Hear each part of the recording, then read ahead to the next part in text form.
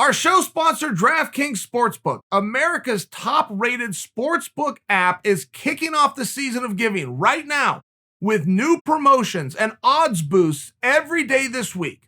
All new players who sign up using the promo code Sonnen have a chance to earn a sign-up bonus of up to $1,000.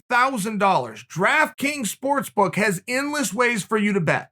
From live betting to betting on your favorite athletes, they do it all. To celebrate this weekend's UFC 256, DraftKings is giving all MMA fans who sign up now the chance to triple their winnings betting on the fights. DraftKings is safe, reliable, and secure, making it easy for you to deposit and withdraw your money at your convenience. Download DraftKings Sportsbook, top-rated app now. Use the promo code Sonnen to get a deposit bonus up to $1,000. This offer is only available for a limited time, only at DraftKings Sportsbook. All right, guys, let me give you my official fight predictions for this weekend. Okay, I want to start with Jacare and Holland, and I want to tell you this is the first time in my life I'm picking against Jacare. Jacare is in an interesting part of his career. He's fantastic. He is as dangerous as they come. He is always a good choice to be going and fighting a number one contender or world championship. I got nothing but good things to say about Jacare, but he appears to me to be conflicted with himself on his own strategy. He used to have a very clear plan A, take the guy down, with a very clear plan B of, if I can't take the guy down, then I go stand up. It's now not as clear. Over his last 4 fights, it seems as though he is not clear on his own first strategy. Now, that may be a goal achieved by him. I would suspect early on, as a grappling heavy guy, a world competitor, a world silver medalist in jiu-jitsu, only losing to Damian Maia, by the way.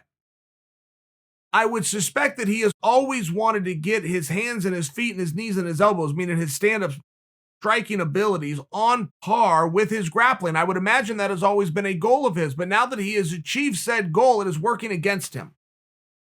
It is working against him because he's not going out there with the same urgency to close the distance, get my hands on this guy. And whether we end up against the fence or we're in the clinch on our feet in the open or we're on the ground with me top or bottom, urgent. Close the distance, get my hand on this guy. I don't see that same urgency. I'm now seeing a guy who's comfortable going wherever the fight will go. And that is what they will tell you as a young fighter. They will tell you that as a young athlete, that you want to be able to go wherever the fight goes. These are words. This is crap. You want to go to what you do best, and you want an urgency to get yourself there. I feel as though he's lost the urgency. I think he's drawing Kevin Holland at the wrong time. First time ever, I'm going against Jacare. Co-main event. I got to go with Tony Ferg. I really feel that what we saw with Ferguson versus Gaethje, not that there's even a relevance to that contest, not that there is even a tie-in based on what Tony did 5 months ago and what he needs to go out and do Saturday. But I do feel as though, if we're going to speak on it, that we just saw a guy that was tired, mentally and physically. A guy who was supposed to fight Khabib in front of one of the biggest sold-out arenas in the history of a sport, to a guy who was fighting in front of absolutely nobody, which had never been done before. It was the first headlining fight in the middle of a pandemic. A drastically different opponent and a striker who is Gaethje versus a ground guy who is Khabib. Drastic differences, drastic changes. Tony pushed through them all, kept his head down and his mouth shut. Felt like he was tired.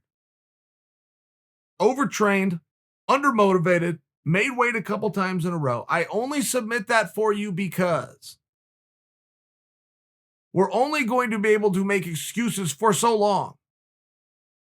In all fairness, at some point, we just turn to the leasee lessor contract. You can all be friends if you want, but at some point, you got to defer back to the contract. And we are going to have to look at wins and losses in a period of time. And I get that the argument of Tony Ferg, and we all love him and we want to see him at top. I get that doesn't hold up forever, but for me, it does hold up for now.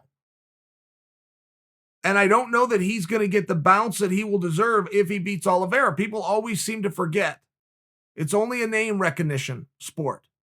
What about the mere fact that Tony Ferg is the only top guy in the upper echelon to even give Oliveira his shot? I mean, what about that? Those are things that we used to give guys their due for. We used to respect and credit guys for. I don't know if that's happening with Tony, though it should. And I wanted to bring that to your attention. And then ultimately you turn to the main event. And I got it and still. Look, you want to know my favorite thing about Figueiredo's last fight? It was that fight wasn't all moonlight and canoes.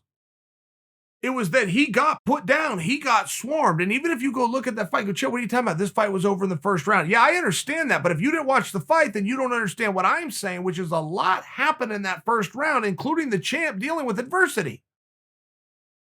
A lot of champions don't have to deal with that for a meaningful amount of time. And then you find out they're a bully. They don't do well with adversity. They don't do well with the punches and the kicks. They do well with aggression. They don't deal well with fighting. And even if it was a glimpse, we still saw it and it still happened. And Figueiredo still overcame, and Figueiredo still found a way.